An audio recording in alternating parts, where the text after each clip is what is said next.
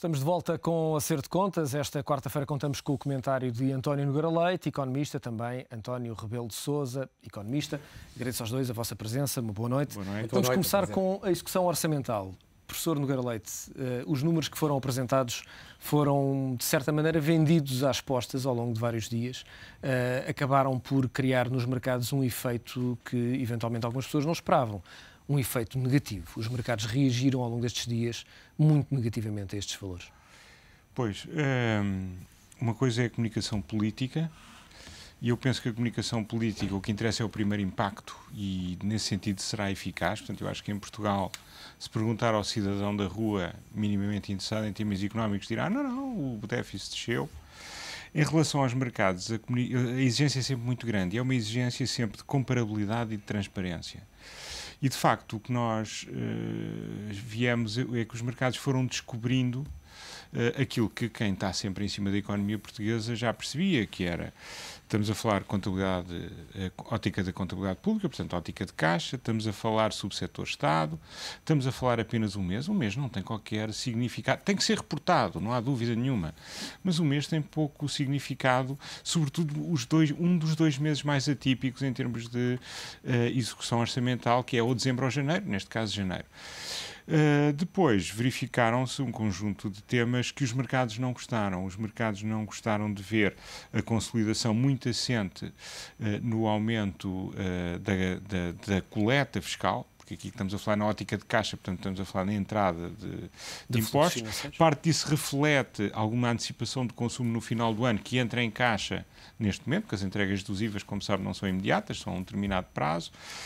Isso depois foi sendo explicado e, portanto, desvalorizou um pouco o aumento da receita, mas eu penso que aquilo que é mais mal recebido exteriormente é o tema de se chegar à conclusão que, apesar do corte salarial, que de facto o Governo levou a cabo e, portanto, teve essa coragem e teve essa capacidade, e é algo que é fortemente impopular, também é impopular para o PSD, que viabilizou o orçamento, e são sacrifícios que têm que ser feitos, mas o que é facto é que se verificou que a despesa primária cresceu 3%. E, portanto, ainda temos... Isto face a um mês de janeiro do ano passado, onde a despesa tinha crescido 14%. Exato. Portanto, se compararmos com 2009... que é o ano antes do impulso do lado da despesa, as comparações são muito desfavoráveis. Portanto, os mercados não gostaram porque, basicamente, eu penso que o Governo aqui, de facto, devia avançar. Sempre foi a minha sugestão. Primeiro, fazer, e o Dr. Oliveira Martins ainda no outro dia foi muito enfático nesse tema, e bem, que é fazer um grande esforço, que não pode acontecer de um momento para o outro, porque os atrasos são muito significativos, para a aplicação do Plano Oficial de Contabilidade Pública. Eu sou o pai da criança e a criança veio à luz em 1997, foi um decreto do professor Sousa Franco. Portanto, veja aos anos que nós temos uma peça fundamental para a credibilização daquilo que é mostrado e que não está em aplicação, não se pode ter contas consolidadas. Depois ter, de facto, sempre uma comparabilidade muito clara. E dar primazia à transparência para fora, e quando eu digo para fora também é para quem paga impostos, por oposição àquilo que é a eficácia da comunicação política. Portanto, o Governo foi, como aliás este Governo tem sido, muito bom na perspectiva da comunicação política. É evidente que podemos questionar, porque o Expresso que tinha dito pouco tempo antes que o FMI já não vinha, ninguém sabe se vem ou se não vem, mas o Expresso já decretou, agora o Expresso decreta que o déficit é melhor. De facto, o déficit reduziu-se significativamente, mas, portanto, politicamente há um impacto positivo, mas para o que interessa, que é para quem vai descascar os números, a comunicação tem que ser outra, e tem que ser uma comunicação em que tudo é mostrado de uma vez e onde as comparações são bem feitas enfim, pode-se depois enfatizar mais ou menos determinados aspectos, mas quem lê, se for um profissional, se for alguém que está a investir na dívida portuguesa, quer ter toda a informação de uma vez e não gosta desta informação a conta-gotas. Portanto, não é surpreendente, isto é mau para todos nós, portugueses, que a reação tenha sido essa, porque, de facto, de rompante surgiu informação muito... enfim, aparentemente muito agradável, mas depois foi-se a ver e de facto não vai descansar, ainda não estamos no caminho em que temos que estar. Professor António Rebelo de Sousa, quando olhamos para algumas partes desta execução orçamental, nomeadamente dos juros, vemos crescimentos muito elevados. Já no primeiro mês, estamos a falar apenas do primeiro mês, 23% nos juros, se a memória não me trai, um aumento significativo. Mas há outras rúbricas também que apresentam valorizações. Os ordenados descem 2, qualquer coisa por cento, quando os ordenados, o corte médio foi de 5%. Portanto, há aqui, de facto, nomeadamente por efeito de progressões nas carreiras, um efeito que o Governo não conseguiu ter na sua plenitude. Não é verdade. E aquilo que também estava a ser dito é verdade. O que se passa é que eu penso que há talvez o risco de se pensar, de alguns setores pensarem que, utilizando realmente os chamados fluxos de caixa e essa perspectiva, de que retardando pagamentos e realmente utilizando o chamado a cativação, não é? Exato. Se consiga realmente uma redução substancial no déficit orçamental. Mas depois os números têm de ser reportados em Bruxelas. Exatamente. Em termos de contas nacionais. E o que acontece é que os compromissos assumidos é que realmente valem, não é? E os compromissos assumidos estão assumidos, mas que não se pague, realmente existe lá realmente o compromisso e, portanto, isso tudo conta depois para o déficit. E eu penso que aí há uma certa simplificação analítica por parte de algumas pessoas, realmente, que estão muito otimistas, não é? Mas que não perceberam bem, realmente, que tudo se passa de uma forma bastante diferente. Depois, há aqui pessoas otimistas, leia-se Primeiro-Ministro, posso tirar essa conclusão? Eu realmente não gosto muito de falar em pessoas, quer dizer, eu prefiro falar em políticas em termos gerais, quer dizer, portanto, porque às vezes podemos, ao falar em pessoas, ou estar a cometer algumas injustiças, mas agora penso que há aí uma certa simplificação analítica que por vezes é feita, e por outro lado, aqui um aspecto que também para mim é muito importante em relação ao serviço de dívida. Eu já falei várias vezes, eu às vezes insisto muito, que é a questão da metodologia do default e realmente da substituição de dívida, que é a única metodologia possível, realmente, é haver uma substituição de dívida mais cara por dívida mais barata. Mas para isso é preciso pensar em instrumentos, designadamente na possibilidade de resgate antecipado da dívida a emitir futuramente. Quer dizer, haver um mecanismo de emissão de dívida que seja resgatável antecipadamente para depois, não é? Havendo emissão, por exemplo, de eurobonds que permita realmente à facilidade de emergência realmente financiar a juros mais baixos, nós podemos substituir a dívida mais cara por a dívida mais barata, porque resgatamos a outra antecipadamente e ficamos a dever realmente. A questão é que não temos a e essa metodologia, que é a única possível, uma coisa qualquer deste género, não está a ser implementada. E quanto mais tempo passa e não é implementada, mais complexa é a situação, realmente, objetivamente, e mais difícil é mesmo para os próprios investidores internacionais terem uma perspectiva otimista sobre a evolução da dívida soberana e dos juros da dívida soberana em Portugal. Isso parece-me relativamente evidente. Numa altura em que olhamos para os mercados, vemos OTs a 5 anos, OTs a 10 anos já acima dos 7%, sustentadamente há 14 sessões consecutivas. O Ministro das Finanças tinha apontado 7% como limite sustentável para não pedirmos apoio, não pedirmos uma ajuda externa. Parece, de facto, que é inevitável. O Financial Times falava a semana passada, aliás, na outra semana anterior, o Wall Street Journal falava nós temos de ter um certo cuidado aí. Enfim, eu não quero, eu não sou propriamente, não me compete a mim defender o Ministro das Finanças, mas talvez o que ele tenha dito, o sentido daquilo que ele disse tenha sido outro, não é? E não tenha, porque realmente não faz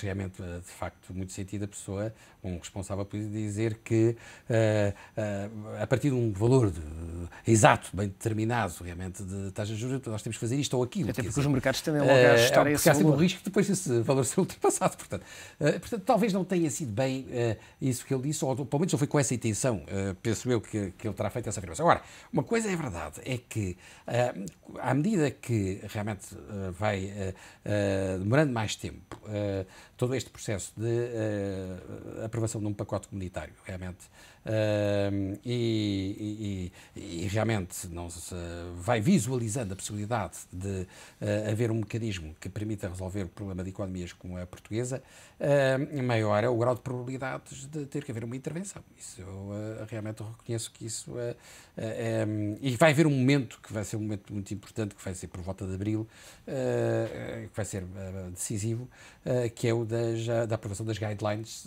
do futuro Pacto de Estabilidade e Crescimento e, portanto, do futuro Orçamento de Estado, e em que aí realmente ou se consegue um amplo consenso a nível parlamentar ou não se consegue. E se não se conseguir, enfim, é natural que isso venha a ter algumas implicações políticas. Falando de probabilidades, António Nogueira Leite, uma sondagem da Reuters dá conta que 60% dos analistas contactados acreditam que o rating da dívida portuguesa deverá ser revisto em baixa até junho. É mais uma má notícia, de facto, que não é, de facto, muito agradável por estes tempos.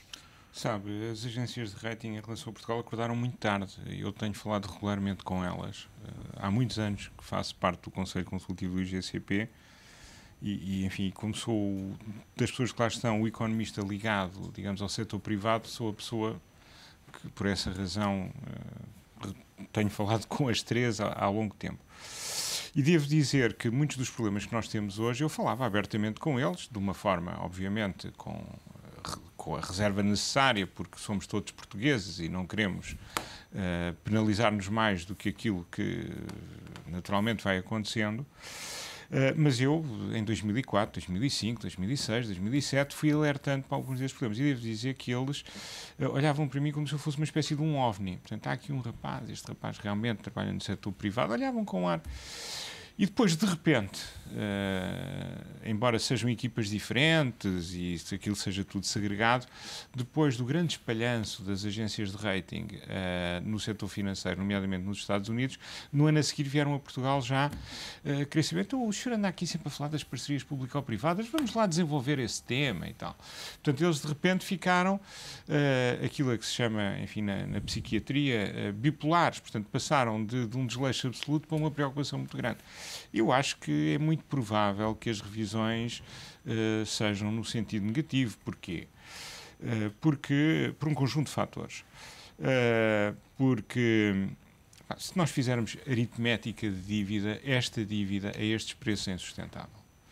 E hoje em dia as agências de rating estão conscientes da dívida escriturada e da dívida não escriturada, que é a despesa futura.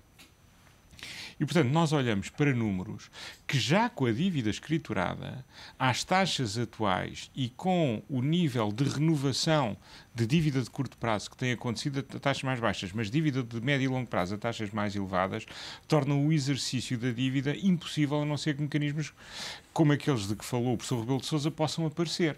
E, portanto, nesse contexto, a probabilidade de acontecer algo de muito grave do ponto de vista do nosso incumprimento vai aumentando. Eu não estou a dizer que é certo, estou a dizer que a probabilidade vai aumentando. Isso significa um downgrade óbvio. Depois, no plano dos mercados, há um aspecto que eu alertei muito o ano passado e que não é brincadeira. As pessoas às vezes, enfim, como eu também tenho algumas responsabilidades políticas, pode-se achar que é um discurso político. Não, é um discurso técnico. Quando estamos nos mercados, ou em tudo na vida, mas em concreto nos mercados, a reputação é algo que demora muito tempo a ganhar e se perde com grande facilidade. E o exercício orçamental de 2009 e 2010 arrasou, a meu ver, até do ponto de vista pessoal, com grande injustiça, a credibilidade das pessoas que representam a nossa política orçamental. Eu digo do ponto de vista pessoal porque são pessoas que eu conheço, são bons técnicos, mas de facto do ponto de vista do delivery, do ponto de vista, enfim, daquilo que aconteceu, há uma grande desconfiança. E depois ao surgirem resultados, como agora aconteceu em janeiro, que afinal, quando se vai a ver a sério, são piores ou não são tão bons, ou de facto são muito mais preocupantes do que aquilo dessa credibilidade. É que não, e repare, a credibilidade eu acho que já é dificilmente recuperável.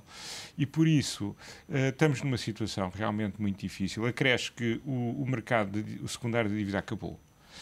Acabou no sentido em que ele só existe porque o Banco Central Europeu está de um lado do mercado, porque já só existe, do ponto de vista dos privados, só existe venda e existe uma entidade à compra, do lado da compra, que é o Banco Central Europeu, e, portanto, nós estamos numa situação em que não estamos em default porque existem mecanismos excepcionais que estão a funcionar. Porque já ninguém... Repare, as pessoas que acederam ao nosso empréstimo sindicado, ao famoso empréstimo sindicado, já se livraram das obrigações que tomaram.